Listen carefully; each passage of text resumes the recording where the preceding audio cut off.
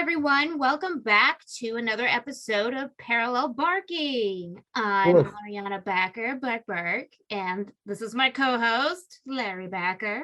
woof, woof. Welcome, everyone. Welcome. Today, we're going to talk about something very relevant. Happy 4th, happy Independence Day for those of you who are in the United States and care. And who celebrate. And celebrate. But that's sort of what we're going to be talking about, the State of the Union. We are going to be talking, we thought it was, a good time to start or reflect on the State of the Union. The State of the Union, which is itself now a value-laden term, because how you describe the Republic will tend to tell people more about you than almost anything else. So do you say the nation? Do you say the union? Do you say the federal union? Do you Who would say the federal union now? Oh my God, we fought wars about this. Yeah, we did back in, in the day. Right? But now it's become very fashionable to talk about the state of disunion. But of course, that comes from the mouths of hyper-privileged people who've known nothing but a lazy, cushy lifestyle at the absolute correct end of global systems of pampering, in which they wind up getting all of the benefits of the tremendous amount of work, including systems work, that went into both developing the Republic and its union and its global position over the course of the last 70 years. But even the smallest amount of discomfort on their part produces a bit of whining, which I think is great. Yes, I mean, you have to whine a bit to get progress, right? You can't stand still and be complacent and expect to move forward. Okay, so your solution to all of this is to whine. I like this. Toddlers absolutely not. You read that incompletely wrong, but I said to be complacent is not the way to go. I didn't say to whine. I don't know anyone in this country who's complacent now. We've got 300 and some odd million angry people, and most of them are this anger that has no place to go except into a variety of little buckets that have been pre-manufactured for them by press organs or other people, into which they will crawl like fiddler crabs. Hermit crabs. So that's one state, angry. Anyway, right. So what is the State of the Union? The State of the Union is anger, but it's this weird displaced anger, or not displaced anger. I don't think it's displaced. All right, so where's anger from? Where's it going? It's from this feeling of getting to a place of progress and then feeling like you're being pulled back.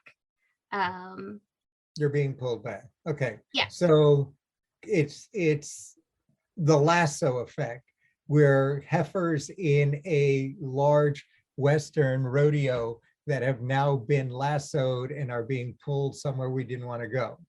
Yeah, you feel like you get to a place of understanding and then you realize, oh crap, that was an illusion.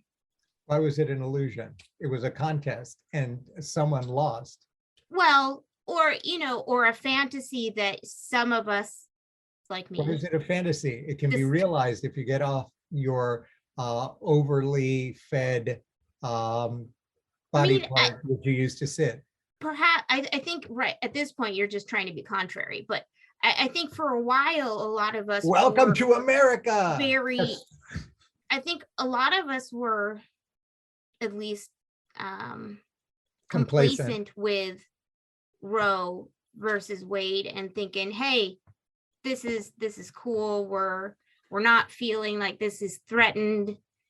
But Roe has been threatened for 25 years. Right. Complacency was fantasy, but it was fantasy of your own doing. since all the markers were there to say that there was at least one part of the union's population that was dead set on reversing it. Right. And if you sat and just binge watch TV shows and then express surprise when it happened, well, who do you have to, at that point, yeah, you're angry, but you should be angry at yourself rather than angry at the people who were far more successfully strategic about Everybody should see his face right now. His nose is literally up in the air. It is up in the air. And the reason it's up in the air is that, look, the State of the Union is what we make it. It is a union that was meant to be not so much fragile as maybe angry is a good way to say it, and dynamic. And we're at a point where, and we've already had discussions, where I stand, if we're looking at it slowly from the lens of abortion and women's rights, where I stand. And I have made it very clear that I thought this decision was, while plausible, unfortunate, and from my perspective, wrong on a number of different levels. But that's when we're looking at the State of the Union, we're looking at a context in which factions fight. If you fight hard enough for at least some time, you may get something, and then you have to defend it. It's a very turbulent internal sea.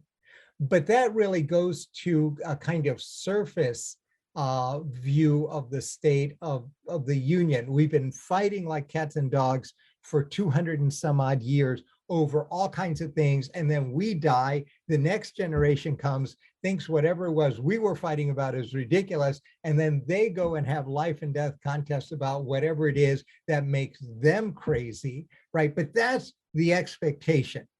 And right now, a lot of people, quite justifiably, are very unhappy about the way in which turbulence is going. But when we talk about the State of the Union, let's stop for a minute and think about a deeper issue with respect to the State of the Union. That is, how stable is it? How confident are we that we want to continue to play in these turbulent seas? That's what makes this really interesting, because you can't reduce the nature and robustness of this republic to a deeply tragic and unfortunate jurisprudence with respect to women's autonomy that is as temporal as the 9 judges, as the mortality of the 9 judges who made it. Well, I didn't want to just concentrate on that. That's not the only Right. thing going on. Obviously, we're having school shootings. We're having climate change is causing natural disasters like we've never seen before. Right. So there are all kinds of challenges. Inflation is at the levels, and possibly stagnation is at the levels we haven't seen since before you were born. The challenges to American, not hegemony, but to American vanguard leadership in the world order has not been as strong since the heyday of the Soviet Union and the coalition of developing states in the 60s, 50s, and 60s. There's all kinds of things, but there's always all kinds of things that are going on. Every generation has a series of enormously important challenges, both internal and external. In the 40s and 50s and 30s, it was the fundamental issue of race and racial divisions. Now it's racial solidarity. The issue of the way in which we congealed as a nation. Now we deal with that congealing in the context of conversations or interactions between identity groups, right? But all of this stuff was going on before, and we can talk about all of the challenges that we face, as our children will, as our children's children will, or someone else's children's children will. But let's talk about at moments like this, we celebrate the challenges, and hopefully our confidence in our ability to ultimately, if not overcome them, at least reduce their temperature enough so that we can continue dealing with this until the issue becomes either irrelevant or we can find a solution. Big question for you. Will the Republic survive? Survive what? Survive. Will there be a United States? It survived worse. Aha. Okay, good. So you're confident that it will survive. There are a number of people who are less confident, either because they relish the idea, because they view the United States as extraordinarily decadent or corrupt, depending on your political persuasion, left, right, or whatever your ideology is, that there's something fundamentally wrong with the nation, either represented by its system, represented by its culture, represented by its lack of solidarity. There's a million different reasons. But for these people, they relish the idea of the Republic falling apart and dying. Well, because it's dramatic. And then we do have a country of drama queens. I blame. Hey, that is one, people. The United States is ridiculously good at entertaining. Entertainment is one of our number one exports. It's not our number one. So very good. Okay, so you think that the current level of dystopia is effectively the way in which Americans cope with challenges by being dramatic, overly dramatic. And I think that's fomented by way of the media, by way of what kind of coverage and how long that coverage goes on, it's interesting. Yeah, but look, the media has failed to live up to its ideals since before the founding of the Republic. But I think also the circumstances where I guess COVID made it a very special circumstance because we were all very tied to our devices and the Matrix thing. We've got the social media now, the abstract plug into our heads, and we're all. It was hard to pull away. Right, and we're all feeding this monster that then builds these machines, which is actually not untrue. Building all of these machines, which we can call models, predictive analytics, and algorithms, which then assume a life of their own. The simulation becomes reality, and reality becomes nothing more than the feeding in of data and impressions and reactions. It doesn't sound too far away to me, right. Honestly. So in that case, then the Republic actually, and not just ours, but the global community of states then dissolves away, and the reality becomes the simulation, and the simulation actually derives its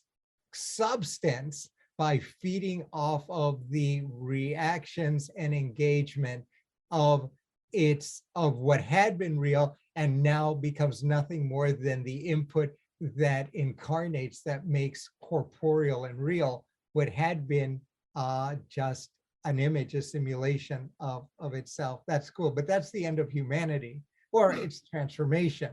And that's a bigger issue for another podcast, but that is a challenge, right? But all right, so there are certainly a group of people who would relish the idea of the Republic failing, not for the United States to go away, but for the Republic failing, and in its place, right, you're either going to brush away what some people call the absolutely unfixable issues of structural oppression or exploitation based on identitarian criteria, or you have to sweep it away because it has become so corrupt, because it has left its roots or connections with one or another manifestation of a theology built around a divine presence. Or so we got all of those people who would desperately want the Republic to be swept away, not the United States to go away, but the Republic to be swept away, to be replaced by something else. And for them,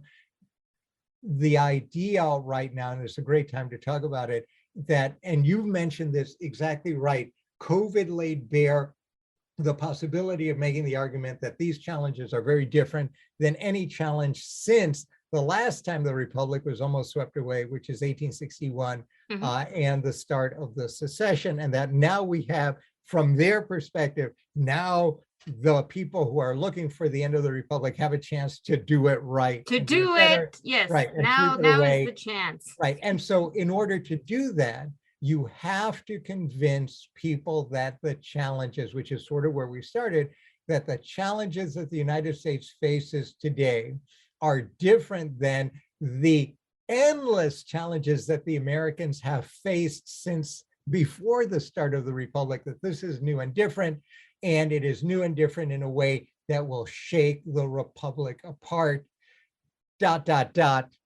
And for a lot of these people, and then give them the opportunity to make something in their own image.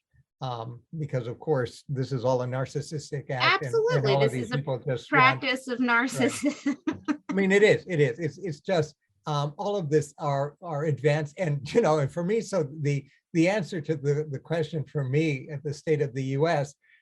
Is the enormous, and here is the existential enormous threat of collective and individual narcissism, which both leads people into themselves or leads them solely into these self-reflexive groups that then can develop a very noxious possibility of destroying the fundamental solidarity on which the Republic is founded, a solidarity which is based on the notion that you've got a bunch of crazy different people, none of whom will agree on anything for more than 5 minutes at a time, but all of whom understand that they've got to get along on the basis of principles that make it okay and positive to get along and build something together, which in the end is likely better than anything that's an alternative, right?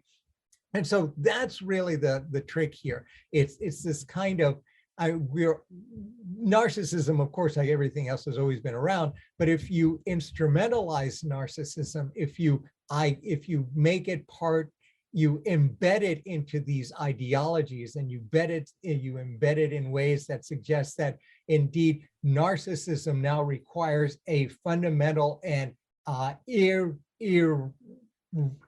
irreparable, right, separation between this narcissist group and the rest of the stakeholders in the Republic, that then they'll get their wish and this thing will come apart.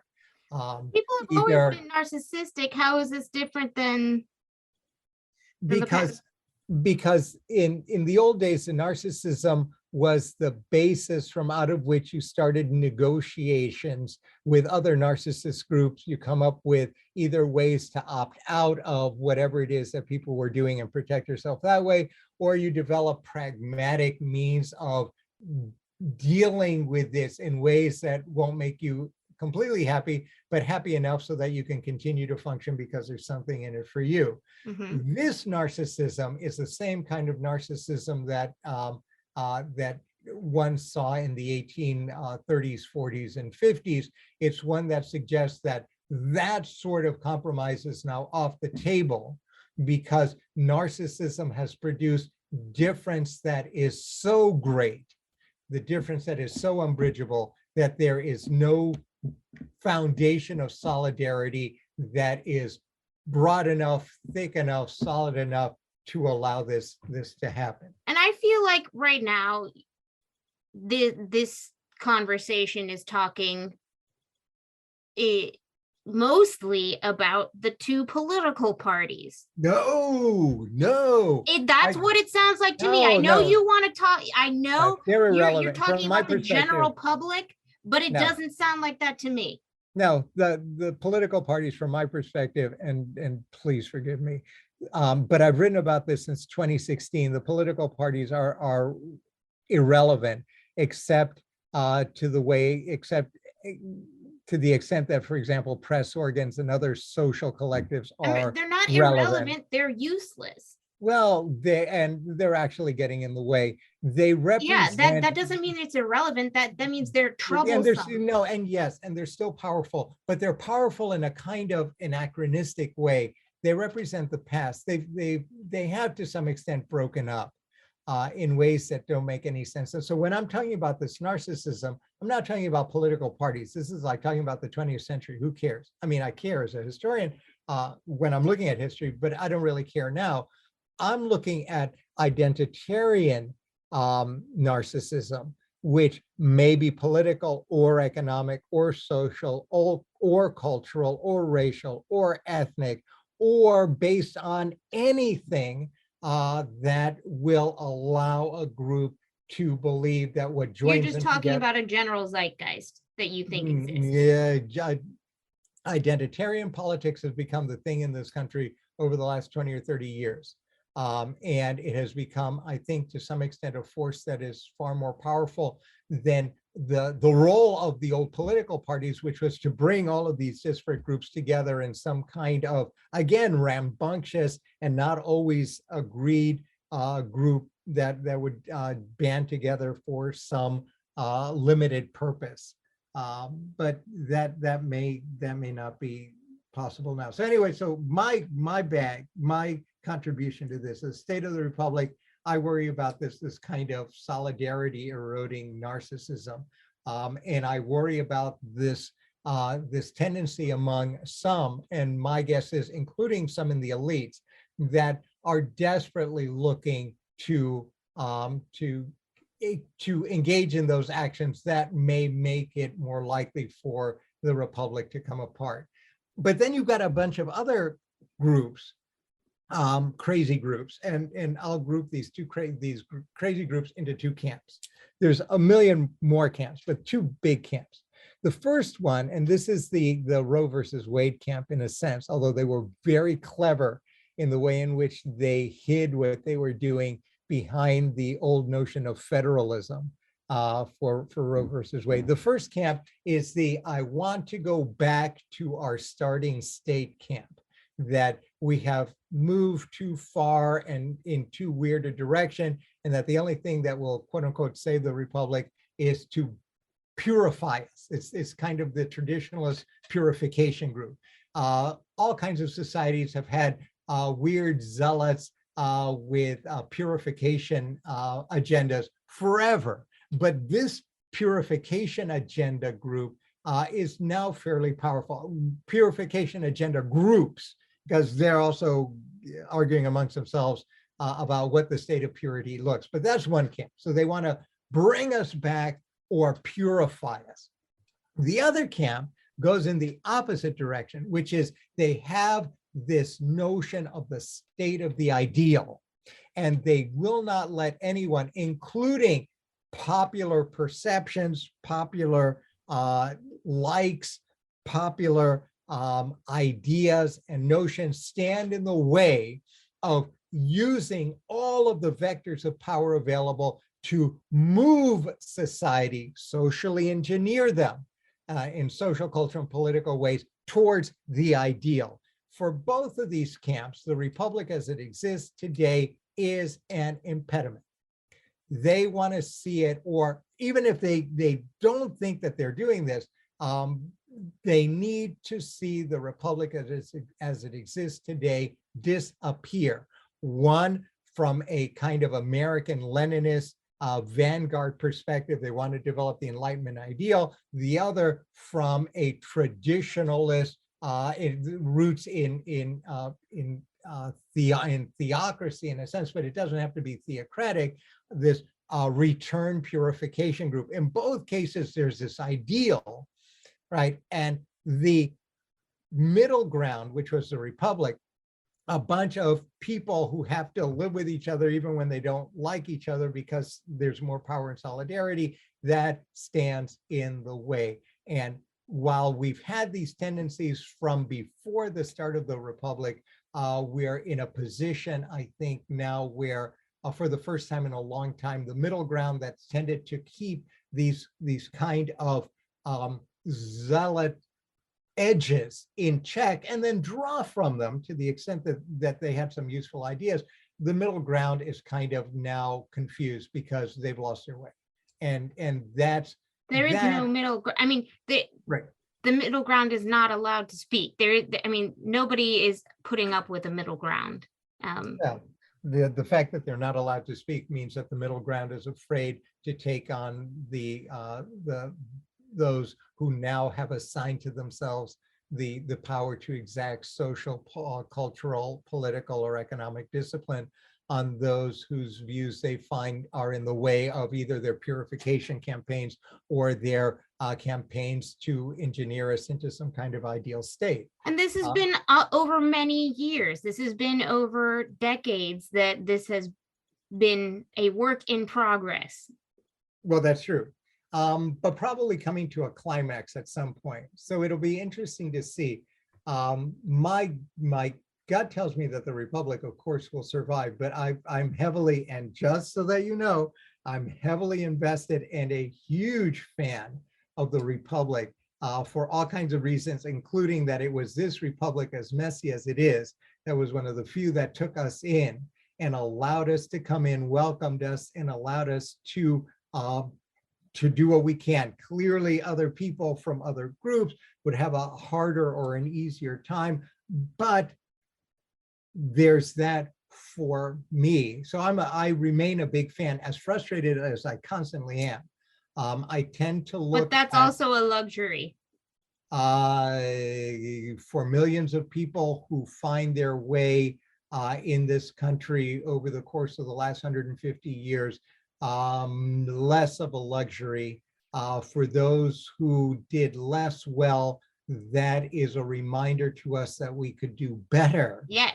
But not an indictment of the system itself, unless, of course, you believe that once you reach the ideal stage of purity or this vanguard enlightened state, that all of these failures will disappear. And that's, of course, where things go wrong.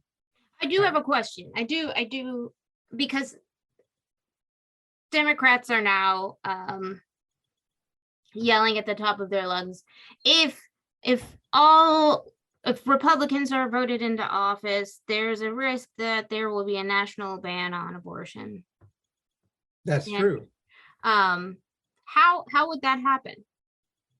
Because the whole thing was, we're going back to federalism. Let's throw it back to the states. Right, and the states have been doing exactly what they're doing. So some states are going to put into their constitutions the protection of the autonomy of women. Other states are going in the opposite direction. So states are doing what they're supposed to do. 50 states, 100 opinions. And then they're fighting against each other. Okay, fine, you wanted federalism, now you got federalism. But you're right. So the idea is, I guess, that if the Republicans come in, that there will be a Republican United Front and that they will do everything in their power to make abortion impossible. Oh, so they would just do it through, well, they would do it exactly the way the Democrats want to do it. They do it exactly the way the Democrats want to do it, in the opposite direction. Gotcha. They'd enact a federal law, right? Or if they're strong enough and ambitious enough, they would try to put in a constitutional amendment like the old Irish Constitution that said that life begins at conception, if they can. So that's the fear. But again, we're back to abortion. But it also, and it's interesting because really abortion, and we talked about this before. Well, it was a good lead-in. Abortion is pulling the thread through. By pulling that thread, the entire political house of cards comes down. The jurisprudential and political house of cards come down. So maybe it is a good idea to view the State of the Union through the lens of women's autonomy or the rights or responsibilities to the unborn, however you want to look at it. But yeah, they can do that. And then, as is customary in this country, there can be resistance. And there will be resistance. There will be tragedy. There will be martyrs. There will be lots and lots of volatility. And then the result will be instability. because I do not expect that this isn't like a huge fight over whether the interstate highway is going to go through town A or town B, and then town A gets really mad because it goes through them and not town B, so half the town gets knocked down. But it's done. This is something that is far more fundamental. So we'll see what happens. And of course, we've got just a little bit of time, but we should talk about this. To what extent should others care about the state of the American Republic? And by that, I mean the Europeans, the Chinese, the Russians, the Ukrainians, the Latin Americans.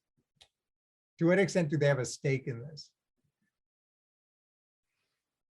Well, I mean, it depends on how intertwined they are with us and our economy, and how much they rely on the fact that our military presence is either there or not there. Yeah, okay, that's pragmatic. Another way of looking at it is to suggest a couple of things. One, if the Republic fails, then it is that certainly sends a message that there isn't a single system on Earth that is not also subject to rupture, which means that all kinds of systems that they believe are eternal may wind up now being easier to challenge, because the one system that no one thought could possibly fail is both unstable and may, right? The second problem is, of course, is that you're not dealing with a very small, I could give you a name of a country, but then I don't want to offend anyone, of a small country that has very little influence outside of its borders. There is a tremendously important set of networks and network relations on a variety of levels that start from the US as a hub and goes out, radiates out. What happens in this republic has significant effects outward, and it may well be that it will be in the interest of the friends, colleagues, supporters, allies of this republic to do what they can to save it, including perhaps intervening to ensure its stability and to protect and aid those among us, and there are a whole lot of us, who view the kind of purity ideal state threat, the states of disunion, of fractured solidarity, as something that ought to be rethought and temperature brought down and then re-embedded into what had been a rambunctious but fairly stable democratic Republican structure. So it's possible. In the meantime, of course, this kind of self-reflexive period may also give states that view themselves as our competitors or enemies the opportunities to check off their wish list of things that they would like to do but couldn't do because they were afraid of the vigilance of the Americans. What do you mean might? Yes. Well, right. And so, the State of the Union is actually in part a question about what is the state of the world order. And to the extent that we continue to indulge in this kind of, as you put it, and it was brilliant, this kind of made-for-TV drama, this Housewives of New Jersey kind of approach to internal conversations, the more likely it is that we will find that while we are arguing about this, people will be stealing, this is the Housewives of New Jersey, people will be stealing our Mercedes that are parked outside and then burning our house down, and we will be just shocked. And it is such a drama. The whole world is watching. It's not just us. It's not, it's everyone. And it's because, as you were saying, I mean, there are interests in keeping the United States going. Yes, healthy, crazy, healthy, stable in its own way. And I think on that note, I will wish this republic a very happy birthday, Yes. with hopes of another countless number of centuries as crazy and as apparently temporally dysfunctional as it is in every single age, but strong and stable in its own way, going forward in the project that was started in, however flawed it is from our perspective today, blah, blah, blah, blah, blah. The seeds there have kept us going. The seeds we plant today will keep us going for centuries to come, hopefully. And so happy birthday. And I agree. Happy birthday. Happy Independence Day. I think this is just, another swing in the pendulum. And right. But the adults among us, we all got to play. We got to play. If we kick back, yeah, we got to engage. So, all right. Well, having said that, I'm now going to engage in fireworks. Oh, happy day. Woof, woof. Bark, bark. See you later, everyone.